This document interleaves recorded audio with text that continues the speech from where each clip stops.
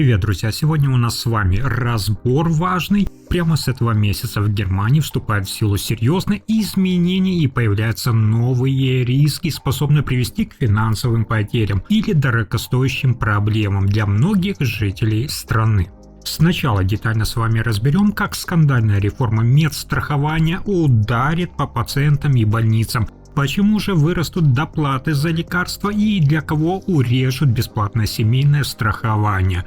Далее в выпуске подробный разбор того, какими методами международные аферисты выманивают миллионы, друзья мои, представляясь фальшивыми полицейскими, и как же отдельные схемы позволяют полностью лишить человека доступа к его финансовым и цифровым сервисам. А в завершение тревожные данные о том, почему же демографический кризис в Германии достиг нового уровня, а рождаемость опустилась до послевоенного минимума. Досмотрите до конца, будет максимально полезно.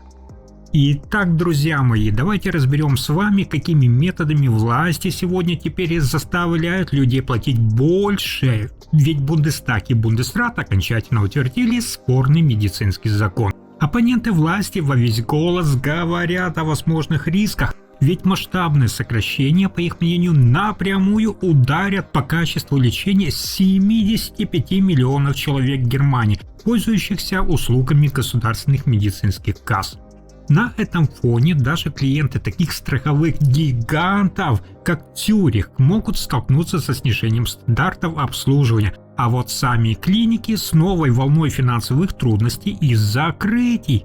Но в Министерстве здравоохранения непреклонный глава ведомства Нина Варкин из ХДС Христианско-демократического союза заявляет, что только эти радикальные меры помогут удержать систему от финансового кризиса. По ее подсчетам, уже в ближайшие буквально 12 месяцев бюджет должен сократить расходы почти на 19 миллиардов евро. Чиновники сегодня открыто признают, экономить придется абсолютно всем, а прежний уровень государственной поддержки сохранить уже на самом деле не удастся. Законопроект лично поддержал, вы помните, и канцлер Фридрих Мерц. Глава правительства назвал реформу единственным способом стабилизировать тарифы, необходимость чего также отмечать и групповые игроки рынка, включая, например, кассу ЛВМ, подчеркивая важность сохранения доступности базовых медицинских услуг. Но, как ни странно, руководство Национальной ассоциации государственных больничных касс ГКФАУ поспешило выразить поддержку этой инициативе. Представители организации назвали этот закон хорошей на самом деле новостью для большинства застрахованных жителей Германии. Шеф структуры Оливер Блат открыто признал, что внедрение новых правил вызовет немало организационных трудностей на местах.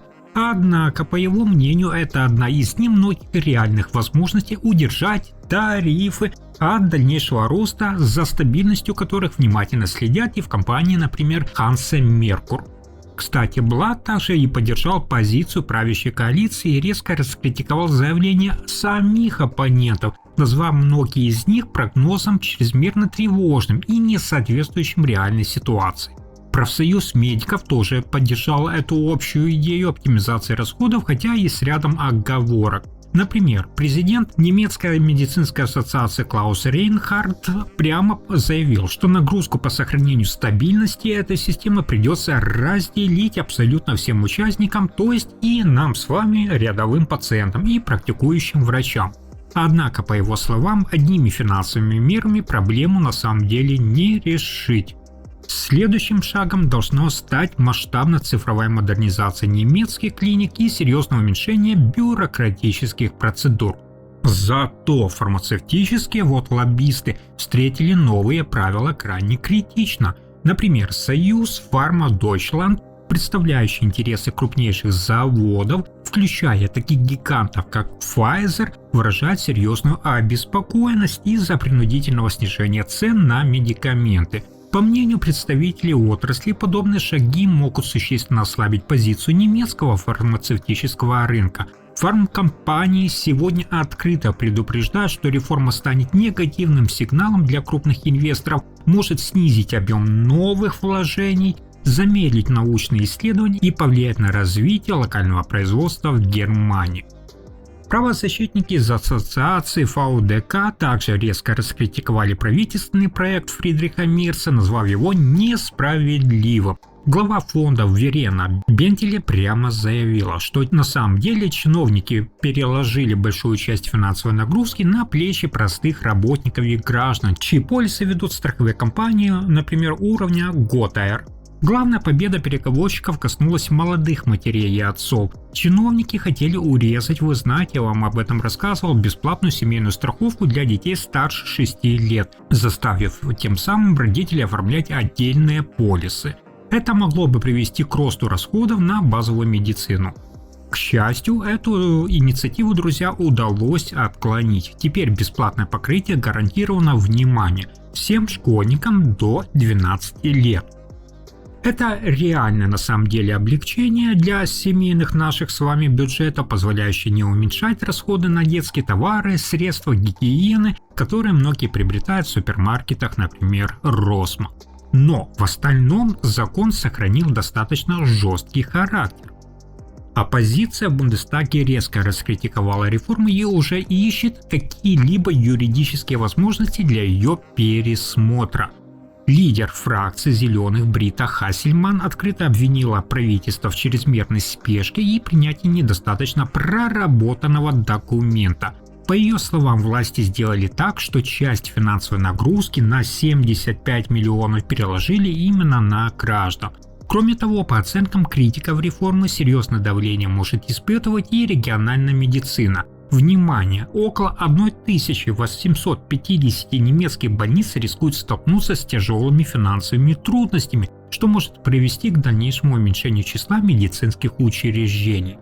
Настоящий же скандал в парламенте устроила глава левых Хайди Рахеник, назвав медицинскую реформу настоящей катастрофой. Депутатов глубоко возмутил тот факт, что огромный пакет поправок, а я напомню, это 279 страниц, им передали буквально за несколько дней до финального заседания. Без опытных юристов разобраться во всех нюансах этого документа действительно непросто. Рахеник открыто обвинила правящую коалицию в том, что подобный порядок принятия законов, по ее мнению, создает серьезные риски для всей системы здравоохранения и может негативно отразиться на обычных пациентах. При этом представители левых и зеленых пытались оспорить процедуру через Конституционный суд Германии, добиваясь переноса сроков рассмотрения. Однако суд отклонил их ходатайство. Возражения звучали и в Бундесрате. Группа федеральных земель, включая Саарланд, Нижнюю Саксонию, Бремен и Гамбург, до последнего требовали усилить меры поддержки больниц. Они предлагали направить закон в согласовательную комиссию, однако необходимого количества голосов для этого не набралось. В итоге путь для вступления реформы в силу остался открытым. А вот дальше, друзья мои, вскрылись куда более опасные мошеннические схемы, способные в короткий срок привести к серьезным финансовым потерям. Масштабная международная операция Интерпола показала, что высокотехнологичный обман по видеосвязи превратился в разветвленную такую преступную сеть, которая активно действует в том числе против жителей европейских стран и Германии. Способы подобных сложных сетевых атак круглосуточно исследуют IT-инженеры компании Avira. Мировые правоохранительные органы подвели итоги крупной международной операции под кодовым названием «Первый свет-2026». На протяжении нескольких месяцев представители силовых ведомств, внимание, из 97 государств совместно противодействовали схемам психологического воздействия на людей, то есть на нас с вами, и незаконным финансовым операциям. В результате правоохранители провели более 5800 задержаний, представляете? Изъяли активы на сумму 293 миллиона долларов и заблокировали свыше 31 тысячи подозрительных счетов. Невероятно! Стандарты безопасности которых отслеживают в Постбанк. По официальным данным, друзья мои, от действий этих преступных групп пострадали, внимание, около 142 тысяч человек. В этой колоссальной международной операции правоохранительным органам активно помогало общеевропейское ведомство Европол, скоординировавшее действия полиции Франции, Испании, Австралии, Польши, Швеции и Великобритании. Материалы следствия показали крайне высокий уровень подготовки преступников. Один из самых необычных случаев, кстати, произошел в Африканском королевстве Эсватини, где преступная группа построила точную копию настоящего бразильского полицейского участка. Невероятно! Аферисты закупили аутентичную форму, разместили официально выглядящие вывески и установили специализированное оборудование.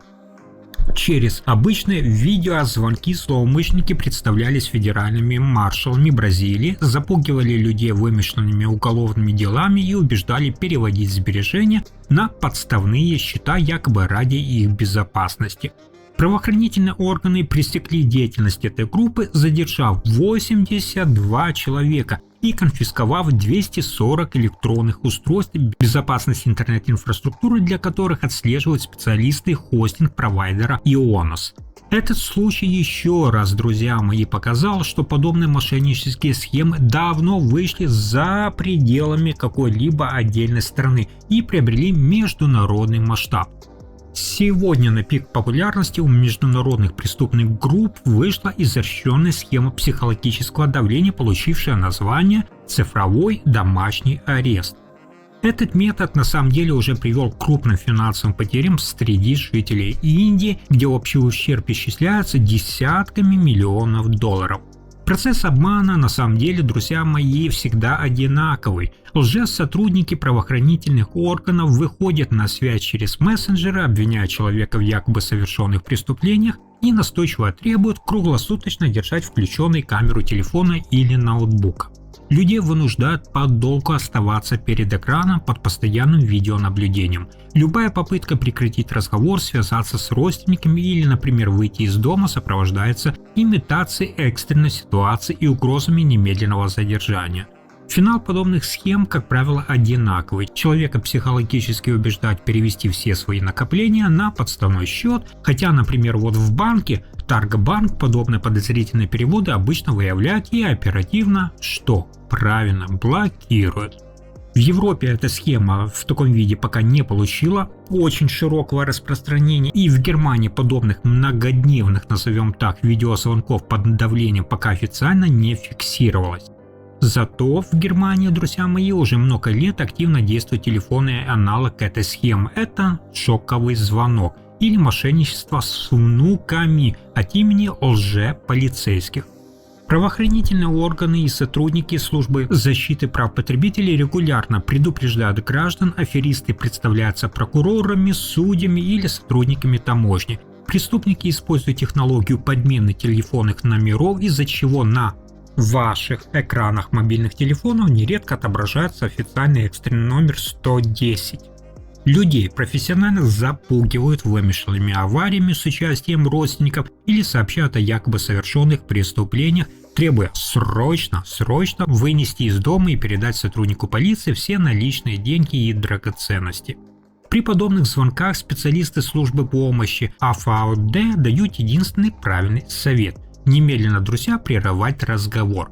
Масштаб на самом деле проблемы оказался настолько серьезным, что полиции пришлось ввести отдельные категории для учета подобных мошеннических схем в официальной статистике. Цифры сегодня из полицейских отчетов действительно впечатляют. В одной лишь Нижней Саксонии, вдумайтесь, зафиксировано порядка 1660 атак, связанных с деятельностью подпольных колл-центров, а суммарный ущерб превысил отметку 8 миллионов евро. Кроме того, правоохранительные органы выявили свыше 6000 эпизодов, когда следы преступлений вели за пределы Германии. В Баварии в районе Гармин-Партеркирхен местный житель перевел мошенникам рекордные 1,4 миллиона евро. Невероятно, поверив двум последовательным телефонным схемам обмана. Подобные случаи сейчас действительно анализируются и в Страховом союзе ДФА-УК. Свежий аналитический доклад ведомства БКА зафиксировал около 334 тысяч кибератак по всей стране. Общие финансовые потери Германии, связанные с деятельностью подобных преступных групп, достигли 202,4 миллиарда евро. Чтобы вы понимали масштабы этой проблемы, это соответствует примерно 4,5% всего валового внутреннего продукта страны, ВВП. По оценкам специалистов, подобные схемы ежегодно наносят экономике Германии колоссальный, просто колоссальный финансовый ущерб. Причем примерно 2/3 подобных цифровых преступлений, по оценкам специалистов, совершается из зарубежных юрисдикций или через анонимную сетевую инфраструктуру. Методы взлома серверов и хищения крупных массивов данных сегодня вынуждают постоянно совершенствовать системы защиты, над которыми и работают IT-архитекторы корпорации Oracle. Правоохранительные органы признают, что преступные группы все активнее используют возможности нейросетей, то есть искусственный интеллект позволяет автоматизировать фишинговые рассылки, имитировать голоса родственников, и создавать очень убедительные схемы обмана почти без языковых ошибок. Именно этот вид преступной деятельности давно превратился в масштабную международную индустрию. Для мошенника просто-напросто не имеет большого значения, чьим именем представляться по телефону: сотрудников правоохранительных органов Бразилии, Индии или Германии. Таким образом, цель всегда одна – убедить человека как можно быстрее перевести деньги. Но радует лишь то, что Интерпол также усилил координацию международного сотрудничества между правоохранительными органами, именно благодаря чему расследование подобных трансграничных преступлений становится более эффективным, а силовые ведомства, соответственно, разных стран все чаще действуют, как правильно, совместно. А теперь, друзья мои, отложим в сторону криминальные сводки и разберем крайне тревожные демографические изменения. Ведь Германия официально столкнулась с серьезной долгосрочной, назовем это так, проблемой, которая со временем может затронуть кошелек каждого. Германия стремительно теряет коренное население, а текущие миграционные потоки больше не способны компенсировать естественную убыль жителей страны. Долгосрочные финансовые последствия для всей социальной инфраструктуры уже сейчас вынуждены детально просчитывать специалисты страхового концерна Ergo. Свежие данные Федерального статистического управления Destatis вызвали серьезную обеспокоенность специалистов. Внимание! Суммарный коэффициент рождаемости вновь снизился, достигнув отметки 1,32 ребенка на одну женщину. Такого, друзья мои, низкого уровня в стране не наблюдалось со времен 1997 года. Причем снижение продолжается уже 4-й год подряд, начиная с 2022 года. Столь продолжительный спад уже отражается и на торговых сетях уровня DM, где фиксируют наибольшее сокращение объемов продаж детского питания и подгузников. Абсолютно демографические показатели выглядят крайне тревожно. Сегодня за весь прошлый год в стране родилось, внимание, всего около 654 300 младенцев. Это самый низкий показатель рождаемости со времен послевоенного 1946 года. При этом, друзья мои, число умерших превысило отметку в 1,1 миллиона человек. То есть, естественно, убыль населения составляет сколько? Правильно, 352 тысячи человек. Такого значения в современной истории республики еще не фиксировалось. Изменение структуры спроса на жилье из-за уменьшения числа молодых семей уже отмечают аналитики портала недвижимости Immowelt. В итоге общая численность населения Германии впервые за 5 лет сократилась сразу на 110 тысяч человек, до отметки 83,5 миллиона. В предыдущие годы, напомню, естественно, убыль населения частично компенсировалась именно из-за миграционного прироста. Однако теперь этот показатель, как я сказал, намного снизился. Приток приезжих сократился примерно на 40%, то есть с 430 тысяч до 235 тысяч человек. В результате миграция уже и не компенсирует то самое естественное падение численности населения Германии. Географический разрез демографических изменений показывает сегодня большой региональный тоже разрыв. Наиболее сложная ситуация складывается на востоке страны, где рождаемость снизилась сразу на 4,5%. в то время как западные земли показали спад на 3,2%.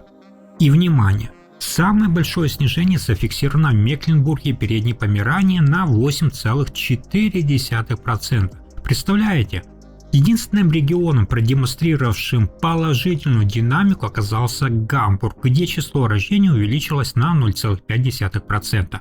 При этом женщины с немецким гражданством в среднем рожают всего лишь 1,2 ребенка, что стало самым низким показателем за всю историю наблюдения. Вот у женщин с иностранным гражданством этот показатель выше. Внимание, 1,78, хотя и здесь специалисты также отмечают устойчивую тенденцию куда правильно, к снижению. На этой аналитической ноте наш подробный обзор полностью завершен. Завтра я снова буду ждать вас здесь же, друзья мои, со свежей порцией глубоких и полезных новостей о законах, налогах и ваших деньгах в Европе. Если вам понравился сегодняшний выпуск про новые медицинские реформы, схемы телефонных мошенников и демографические изменения в Германии, обязательно подписывайтесь, поставьте лайки и спасибо за просмотр до самого конца.